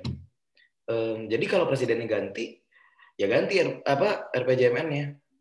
Tujuan-tujuannya Jokowi waktu itu RPJMN yang menekankan ke pembangunan infrastruktur. Di Papua udah jadi, di Sumatera udah jadi, gitu-gitu. Sama mindahin ibu kota kali ya. Nah, artinya budgetnya dialokasikan ke arah-arah seperti itu, arahan presiden, karena kita bukan state yang terpisah kan. Nah, dan tidak juga kita bisa ngomong, wah Pak, infrastruktur di sini mah udah bagus, gak usah diinin lagi. Lah bukan concern lu, concern pemerintah pusat itu. Ya, karena kita lihat dari LKPP-nya. Tapi sebagai pemerintah daerah, seenggaknya kita bisa ngelihat atau pemerintah pusat, seenggaknya kita bisa berkaca pada laporan keuangan tahun lalu, oh ternyata kita tuh banyak miss-nya gitu loh. Itu yang diharapkan, evaluasi dari LKPP-nya dengan anak ALK ini, tapi belum diaplikasiin. Eksternalnya tuh beda itu tuh tipe investornya, orang-orang yang main saham sama orang-orang yang main bondsnya pemerintah. Karena kenapa? Karena saham itu kita bakal ngelihat return berdasarkan pertama berdasarkan market yield gitu ya, interest keseluruhan pasar, bunga keseluruhan pasar, sama kita ngelihat resiko. Jadi low risk low return, high risk high return. Tapi kalau di pemerintah pusat kan risknya no, risk free. Bahwa pemerintah tuh dijamin bakal bayar tuh bondsnya. Lah dengan itu berarti investor nggak usah capek-capek nganalisis laporan keuangan pemerintah. Orang bodo amat gue cash flow lo ada apa enggak, tapi lo bakal bayar kan waktu hari itu lo ngutang-ngutang dari sana gitu kan. Anggapan investor mereka lihat cuman yield, cuman berapa interestnya. Ada yang mau ditambahin Dan? Belum apa kalau sudah masuk ke semuanya, kalau bisa dapat siapa sih sebenarnya. Nah, udah kok apa kalau internal itu memang jadi masalah yang sudah dibahas sama Ray. Jadi basis pemikirannya tuh nggak bisa kayak gini, karena memang dari awal kita sudah nganutnya ya rencana itu yang harus dikejar gitu. Rencana pembangunan jangka menengah mungkin memang asalnya mungkin untuk rakyat, tapi kan asalnya bukan dari rakyat, asalnya dari pemimpin daerah gitu kan. Asalnya pemimpin daerah sama legislasinya gitu kan, istilah sama legislasinya. Nah, kita nggak tahu, tapi kita berpikir positif, apakah ya RPJM-nya mungkin bagus gitu loh. Dan ini yang jadi masalah sih, maksudnya nggak masalah sebenarnya, yang masih jadi whole istilahnya. Jadi nggak ngelihat dari LKPP, jadi tapi ngelihatnya dari apa sih yang dipinginkan dari 5 tahun ke belakang gitu kan. 5 tahun pas awal-awal pemerintahan itu apa yang dipengenin, terus habis itu ya itu yang kita jadi patokan, bukan performa dari laporan keuangan tahun lalu. Nah, itu yang jadi masalah sih. Itu aja sih kayaknya. Lanjut ya. Lanjut yang bawahnya. Asdir pressure tuh. Nah, sebagaimanapun kita menolak, LK nggak penting lah. Tapi itu tuh penting. Kenapa? Sumpah. Tapi katanya penting. Kita tidak perlu untuk bilang itu penting. Karena ada duit rakyat tadi, ada duit rakyat, ada duit orang di sana yang dengan itu kita sebagai pemerintah itu perlu untuk menjadi lebih transparan, lebih efisien, segala macam yang benefit yang dikatain Titan. Dengan itu, kalau kita nggak berbenah, kan kalau kita nggak nganalisis laporan keuangan, kita nggak tahu salahnya apa. Kita nggak tahu mana yang timpang. Nah, seperti kita nganalisis seluruh laporan keuangan swasta, ada namanya rasio analisis. Paling gampang, tinggal dibanding-bandingin antar akun. Tapi beda karakternya. Karena pemerintah kita adalah pelayanan, berarti nggak revenue oriented dong. Yang penting jangan defisitnya kegedean aja, karena nanti takutnya nggak bisa bayar utang gitu. Nah, the coverage of FS disclosure, apa tuh dan artinya? Ya ini itu jadi kalau di kayak bagian sebenarnya angka-angka ini dari mana gitu sih maksudnya kalau aku dapatnya. Jadi ini nanti bakal nempel sih kalau misalnya nanti saya juga bakal bahas di bawah sini limitation dari sebenarnya masalahnya nih ada nih FS-nya tuh do not reflect the performance yang cuma nah ini juga mostly isinya tuh cuma kuantitatif angka-angka tapi kualitatifnya nggak ada gitu istilahnya kualitatifnya nggak ada. Nah, jadi apa sih sebenarnya maksudnya gitu loh kenapa isinya cuma angka dan kuantitatifnya nggak ada gitu. Kalau teman-teman tahu mungkin ada istilahnya ini nih. Ada istilahnya kalau di awal-awal APBN dan nota keuangan. Kita kan sering tahunya tuh APBN aja kan. Sebenarnya APBN itu ya laporan keuangannya itu yang kayak pendapatan, terus belanjanya, nah itu APBN-nya. Pembiayaannya itu APBN-nya. Tapi nota keuangan tuh yang mana gitu kan, nota keuangannya tuh mana? Kalau teman-teman sering buka misalnya APBN dan nota keuangan 2021, misalnya teman-teman lihat, penjelasannya panjang-panjang, yang kayak misalnya penerimaan pajak, terus habis itu kalau misalnya kayak tingkat inflasi, bla bla bla, itu namanya nota keuangan. Kalau nota keuangan ini bisa diposisikan seperti istilahnya kalau teman-teman laporan keuangannya Kimia Farma atau siapa, yang ada gambar bapak-bapak, yang ada isu-isu, yang kayak ada penjelasan-penjelasan yang bla bla bla yang panjang. Nah itu sebenarnya kayak nota keuangannya, disclosure-nya gitu, disclosure-nya. Jadi kenapa ini jadi isu di pemerintahan daerah pada umumnya? Kalau di pemerintah pusat ada namanya nota keuangan. Nota keuangan itu mungkin menjelaskan secara utuh angka-angka ini sebenarnya dari mana sih? Kenapa pemerintah tuh bisa menetapkan angka seperti ini? Kenapa pemerintah bisa menetapkan pajak sebesar segini? Kenapa pemerintah bisa menetapkan belanjanya segini? Itu ada penjelasannya gitu. Misalnya kebutuhan apa itu sudah jelasannya. Tapi dan informasinya terbuka teman-teman. Kalau teman-teman cari di Google ya ketemu ada PDF-nya. Teman-teman bisa lihat di situ. Tapi yang jadi isu adalah kenapa di APBD hal ini susah? Mungkin teman-teman bisa carilah daerah masing-masing nota keuangan APBD daerah misalnya Bengkulu misalnya daerah misalnya Bengkulu dicari. Gue yakin dah bakal susah nyari PDF-nya. Gue yakin bakal susah nyari yang serupa dengan nota keuangannya APBN pemerintah pusat. Maksudnya tuh yang benar-benar ngungkapin informasi yang jelas gitu loh, dari mana angka-angkanya. Itu tuh nggak sejelas pemerintah pusat gitu dibandingkan dengan pemerintah daerah yang biasa-biasanya gitu. Jadi dan jadinya kan bakal nyusahin kita gitu loh. Ini angka ini dari mana gitu kan? Dan informasi tentang disclosure itu kan penting kan karena salah satu metode dalam analisis laporan keuangan tuh yang melihat disclosure-nya juga. Angka-angka ini dari mana gitu, disclosure-nya apa gitu. Nah ini jadi concern kan kenapa misalnya nota keuangan atau informasi kualitatif itu jadi penting. Nah, dan ada jawabannya sebenarnya. Kalau kemarin dari kelasku kan ada nanya nih Rey, sama Pak Bogi kan, kayaknya dia nanya di anak-anak. Terus habis itu nota keuangan tuh kenapa sih di daerah tuh masih nggak dilakukan hal seperti itu? Kenapa nggak berusaha meniru pemerintah pusat untuk bikin informasi yang bagus, bikin laporan keuangan yang bagus, ada nota keuangannya, dan bisa ada kejelasan dari informasi di situ. Ini terkait dengan pentingnya laporan keuangan gitu, pentingnya laporan keuangan.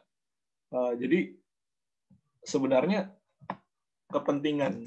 Jadi kepentingan laporan keuangan.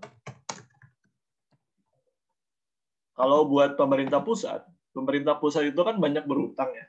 Pemerintah pusat itu banyak berutang. Pemerintah pusat itu istilahnya jadi pusat penentu lah investasi dari luar. Nah, dan informasi-informasi itu digunakan untuk memperlihatkan bahwa kondisi keuangan pemerintah tuh baik istilahnya. Kondisi keuangan pemerintah baik supaya apa? Supaya utang-utang kita tuh bisa ngutang lah istilahnya. Kita bisa ngutang ke luar negeri supaya kita bisa, oh ini loh ternyata perkembangan negaranya seperti ini. Nah, oh aku berani nih ngasih utang ke negara ini gitu. Nah, itu gunanya dari nota keuangan dari APBN itu sendiri supaya yang pemberi pinjaman tuh yakin, istilahnya pemberi pinjaman tuh yakin. Hal ini nggak jadi kepentingan gitu loh buat pemerintah daerah, karena memang pemerintah daerah itu jarang banget yang nerbitin utang sifatnya utang ke obligasi pemerintahan. Misalnya obligasi pemerintah itu kan jarang banget, nggak ada, malah belum ada obligasi pemerintah yang diterbitin sama pemerintah daerah, itu belum ada.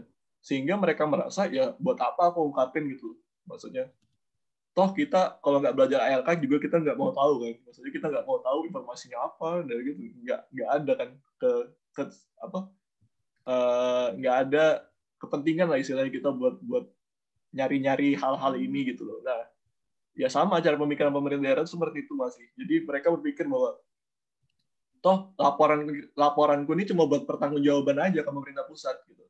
Laporanku ini cuma buat pertanggungjawaban ke pemerintah pusat. Yang penting aku sudah menyesuaikan sama peraturan-peraturan, yang penting aku sudah menyesuaikan sama standar akuntansi pemerintahan, sama diaudit sama BPK, ya udah selesai masalahku gitu.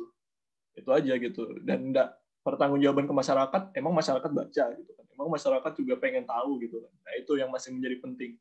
Karena memang yang menjadi masalah itu gitu. Jadi ya pengungkapan disclosure-nya itu masih lebih kecil lah dibandingkan dengan pemerintah pusat, karena memang kepentingannya enggak, pemerintah daerah merasa nggak sepenting itu buat mengungkapkan sesuatu gitu.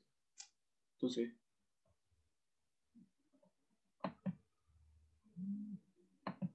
Udah. Ini hilang ya. Makasih. Ya. Itu tadi ya pengungkapannya, disclosure mah pengungkapan. Terus bahwa APBD itu dibuat dari berdasarkan inflasi, bukan berdasarkan performa. Performanya itu cuma ngaruh ke dana apa gitu, yang insentif itu apa, dan ada lah ya. Ya, dana alokasi umum, dana alokasi umum. Dana alokasi umum. Jadi bukan pengaruh utama untuk membuat APBD. APBD itu berdasarkan inflasi. Terus bakal berubah.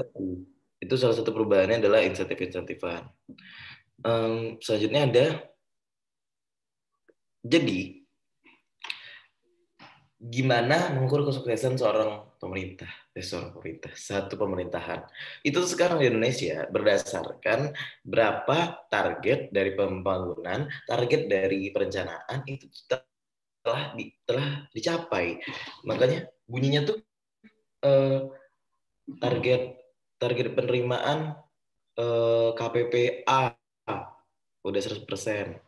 Selamat gitu kan di snapgram. Atau bahkan target belanjanya tuh kalau misalnya 100% itu party mereka. Karena berarti berhasil mengalokasikan dana yang udah direncanain 1 tahun yang lalu untuk membeli apa-apa yang sekarang. Jadi spendingnya tuh kalau bisa, makanya kalau ada di satu kampus tuh ya yang kedinasan itu tiba-tiba jadi aspal, tiba-tiba ganti JBL, speakernya tiba-tiba renovasi hampir kesebut renovasi gedung gitu deh. Jadi kenapa bisa gitu, karena kalau perhatiin timelinenya selalu akhir tahun biar mencapai target belanja. Padahal kita nggak sadar bahwa ada struktur, ada kekurangan-kekurangan pada laporan keuangan kita tuh yang bisa jadi potensial untuk dimaksimalin. Jadi itu bukan berdasarkan berdasarkan planning kita awal, terus kita belanjain di situ. Kalau misalnya sisa kita belanjain aja, tapi kita lihat nih kenapa penerimaan gue tuh cuma 100% sih, tapi cuma segini yang didapat. Harusnya emang sebenarnya gimana sih? Kita analisis laporan keuangan. Oh, ternyata pembayar pajak kita tuh dari PT-PT ini, PT ini. Oh, berarti kita sebenarnya bisa majakin mereka lebih gitu loh. Atau ternyata ada PT dalam satu line bisnis yang nggak kita pajakin atau mereka belum patuh pajak gitu-gitu. Jadi dengan itu kita bisa ngevaluasi, dan penerimaannya itu bukan masalah 100% apa enggak. Kalau bisa 150% dari budget gitu. Karena gitu. Nah, lanjut. Kayak misalnya apa? Ngasih paket data, tapi sekarang yang Januari tidak ada lagi. Aha. Mas 30 giga buat 2 bulan, boy. Aha.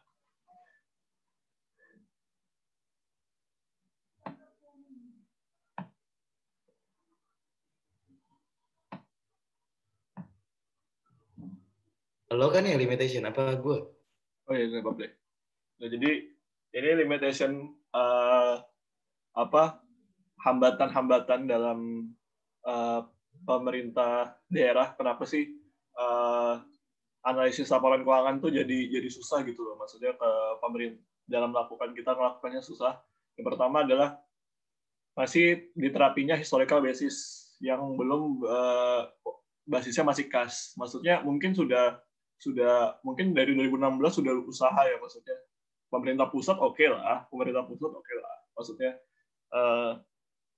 pemerintah pusat sudah dari 2016 sudah WTP gitu loh. Dan itu yang selalu digemur-gemurkan kan, maksudnya yang kita ketahui itu adalah ya udah pemerintah pusat WTP gitu istilahnya.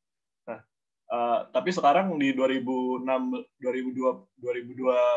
pun masih ada pemerintah daerah yang masih menggunakan basis kas dalam beberapa hal gitu loh, istilahnya masih menggunakan basis kas dalam beberapa hal. Dan sebenarnya yang ini yang jadi masalah gitu loh, karena perbedaan basis ini kan bakal jadi hal yang susah gitu loh untuk kita tahu, karena ya ini materi-materi ALK yang dulu, perbedaan antara cash basis sama accrual basis kan itu jadi masalah kan gitu. Sebenarnya kan accrual lebih baik gitu, dan ini yang masih menjadi problematika di pemerintahan daerah.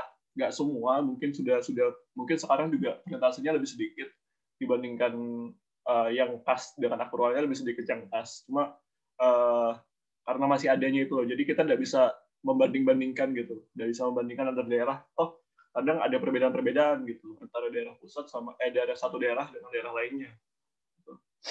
Nah, yang kedua adalah ini masalah di laporan keuangan dari perusahaan biasa. Masalah ini masih nempel di pemerintahan juga. Jadi ini terkait dengan standar.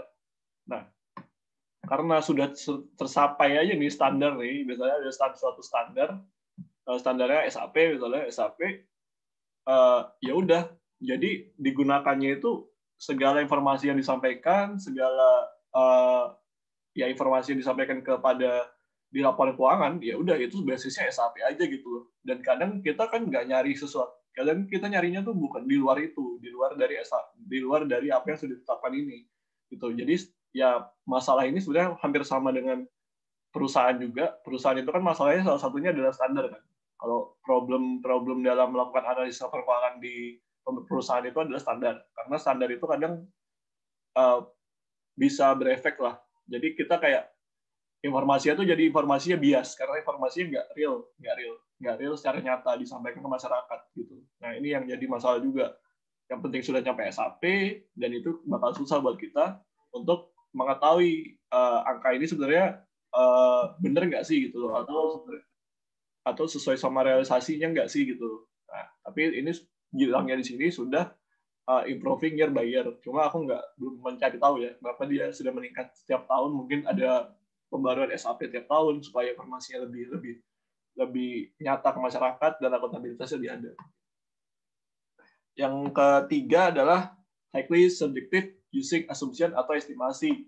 Nah, ini terkait dengan masalah lain juga terkait estimasi. Yang pertama, kita punya anggaran kita pasti ada estimasi namanya di dalamnya. Misalnya estimasi pendapatan asli daerah, pasti daerah-daerah itu sudah melakukan estimasinya gitu kan. Mereka sudah melakukan estimasi PAD di daerahnya, di APBD, RAPBD misalnya mereka sudah ngajuin. Nah, tapi kan estimasi itu kan berbeda-beda cara perhitungannya antara daerah satu dengan daerah lainnya gitu. Jadi angka-angka PAD yang mereka dapatkan itu kan pasti ada perbedaan hitungannya, dan mungkin SAP menyediakan informasi tersebut. Aku juga nggak nyari tahu apakah SAP ada informasi yang jelas karena kita kan nggak belajar sedalam itu. Tapi maksudku estimasi ini nih bakal berbeda cara perhitungannya antara daerah satu dengan daerah lainnya, dan kita jadi nggak bisa membandingkan gitu. Kita nggak bisa membandingkan, kita juga susah untuk mengetahuinya gitu. Kalau mau tahu estimasinya ya harus wawancara, dan itu kan jadi agak ribet gitu karena informasinya nggak terbuka ke masyarakat. Yang keempat adalah yang tadi aku sudah kejelasin, kebanyakan informasinya adalah kualitatifnya nggak ada gitu istilahnya. Kualitatifnya jarang disampaikan di laporan keuangan pemerintah daerah gitu loh. Nah, masalah ini sebenarnya udah diselesaikan di APBN dengan nota keuangan, tapi kalau di pemerintahan daerah ya masih jarang lah. Mungkin nota keuangannya ada. Kalau teman-teman searching daerah kalian masing-masing ada, tapi itu berita, bukan PDF. Itu berita gubernur atau wali kota menyampaikan nota keuangan kepada DPRD. Nah itu beritanya seperti itu aja. Tapi kan kita nggak tahu nota keuangannya apa informasinya gitu. Kita kan nggak tahu, kita kan DPRD gitu. Bapak kita juga bukan DPRD gitu. Nah jadi padahal kita pengen tahu gitu loh. Enggak sih, sebenarnya kita disuruh buat pengen tahu. Cuma jadi pertanyaan gitu buat pemerintah daerah sebagai masyarakat dari daerah kita masing-masing, gitu juga pengen tahu lah istilahnya informasi-informasi ini tuh apa aja sih yang mendasari dari angka-angka yang ada di laporan keuangan ini gitu. Nah ini yang masih kurang di pemerintahan daerah. Keterbukaannya tuh masih kurang. Nah, financial statement itu nggak menunjukkan performa, itu lebih ke arah financial condition aja. Nah, jadi ya ini masih nyambung sebenarnya. Jadi ya dia cuma menunjukkan keadaan finansialnya aja. Yang penting pencapaian pendapatan asli daerahnya nyampe, belanja daerahnya nyampe, tapi performa itu masih jarang diketahui gitu. Ini duitnya kemana aja gitu, pertanggungjawaban lu apa gitu. Nggak ada pengungkapan yang jelas gitu. Dan ini menjadi batasan buat kita untuk mencari tahu, oh sebenarnya daerah ini sudah melakukan pengelolaan keuangan yang baik karena dari analisis laporan keuangannya sudah bagus. Nah itu hal-hal yang jarang kita tahu karena informasi di luar laporan keuangan daerah yang angka-angka itu aja itu masih kurang gitu maksudnya. Nah itu yang jadi masalah sih di pemerintahan daerah. Ya itu aja. Silakan Ri. Terakhir, users. Jadi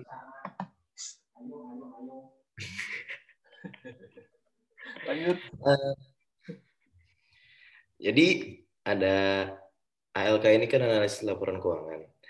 Kalau kita bilang dulu waktu di kemarin-kemarin itu stakeholdernya itu siapa aja? Dulu tuh ada investor, ada debitor, ada bla bla bla bla. Nah, kalau misalnya di laporan keuangan pemerintah, laporan keuangan publik, kenapa harus ada ALK? Siapa aja yang terdampak? Ini usernya tuh. National government. National government atas laporan keuangannya sendiri dan laporan keuangan daerah. Atas laporan keuangannya sendiri, dia pertama memenuhi tanggung jawab dia sebagai pemerintah aja. Yang kedua, dia bisa ngutang, dipercayai. Kenapa kalian pikir dibikin utang tuh nggak boleh lebih dari berapa? 30% atau 50% gitu. Terus kenapa defisit nggak boleh lebih dari 3% PDB? Itu tuh menjaga disiplinary kita. Jadi bagi negara-negara lain, bagi calon-calon kreditur, kita tuh disiplin kesannya. Terus juga untuk atas laporan keuangan daerah, apa national government perlunya? Ketika mereka menjalankan ALK, mereka tuh nggak ngejudge suatu daerah itu berdasarkan apa? besarnya PAD. Lihat tadi nggak ininya, gambarnya 10 PAD terbesar, 10 PAD terkecil. Itu berarti point of view pemerintah itu adalah seperti itu. Padahal kan harusnya persentase terhadap PDB. Terus PDB-nya PDB daerah tuh, PDB daerah ada nggak ya? Tapi kayak gitu deh, penghasilan daerahnya tuh potensialnya di mana aja. Kita nggak bisa dong bandingin Bali sama Bengkulu, walaupun sama-sama pantai. Karena apa? Culturalnya beda. Jadi apa yang bisa dimaksimalkan di Bengkulu kan bisa kelihatan. Oh, selama ini tuh kelihatan di Bengkulu tuh ternyata sawitnya gitu. Ya udah jor-joran aja buka sawit, pantainya ditutupin sawit, nggak bercanda. Jadi eh, bisa memaksimalkan dari ALK tadi itu. Mereka juga bisa tahu kan harus ngirim berapa dana alokasi umumnya, berapa dana alokasi khususnya, baik fisik maupun itu transfer ke daerahnya, jadi tahu berdasarkan ALK tadi, lebih jelas. Terus local government, kenapa mereka harus melakukan analisis laporan keuangan daerah? Kalau mereka kerjaannya kayak kata Jidan, alasan politis atau kerjanya berdasarkan cuman mau kerja aja yang penting dapat gaji kayak yang sekarang, yang nggak guna ALK mah untuk apa? Kalau ya udah lakuin aja selama ini, selesaiin aja pekerjaannya. Tapi kalau ada keinginan gitu buat membuat daerahnya lebih independen, membuat daerahnya lebih maju, karena sebenarnya kan itu tugas pemerintah, pelayanan rakyat. Dan pelayanan rakyat itu bukan sekadar melayani, bener-bener orang datang terus kita ketikin suratnya, enggak gitu. Adalah ketika kita masuk kantor sekarang, 30 tahun lagi kita pensiun, dan kehidupan ekonominya berubah, itu ketika kita jadi pemerintah yang baik gitu. Nah, dengan ALK ini kita salah satu metodenya bisa ngelihat perubahan kebijakan apa yang bisa kita ambil. Tapi belum dilakuin sampai sekarang, masih pakai inflasi segala macam tadi. Terus legislatif DPR, DPRD, kenapa nota keuangan yang kata Jidan tadi, yang pemerintah daerah itu disampaikan ke DPD, ke DPRD, bukan ke publik. Nggak tahu ya, transparansinya belum kena apa gimana. Tapi yang jelas, mereka yang paling utama harus dikasih. Karena mereka tuh watchdog dari pemerintah, sama kayak auditor. Kalau ketika pemerintah melenceng, rakyat tuh suaranya tuh DPR dan DPRD. Tapi kalau mereka salaman di bawah meja, ya bingung kan. Tapi kalau misalnya enggak, tujuannya legislatif itu, harusnya mereka analisis laporan keuangannya. Oh ternyata, kok rasionya jelek banget soal mobilitas lo, bisa nggak bayar utang ntar? Gitu loh, ditanyain gitu waktu rapat harusnya. Bukan foto-foto berdua. Nah, publik ya karena kita adalah pemilik, kayak aku bilang, kita tuh punya semua punya fair share atas negara ini. Punya saham yang sama gitu. Dan kita bayar pajak, jadi itu pertanggungjawaban, kalau kata Mankyu kan, uang kita, #uang kita. Terus investor dari luar negeri dan maupun dalam negeri, ketika banyak bom Tamrin segala macam,